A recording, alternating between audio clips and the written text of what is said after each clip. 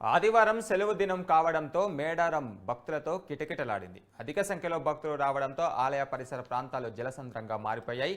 భక్తులు జంపన్న వాగు వద్ద స్నానాలు చేసి కాలనడకన వనదేవతలను దర్శించుకున్నారు.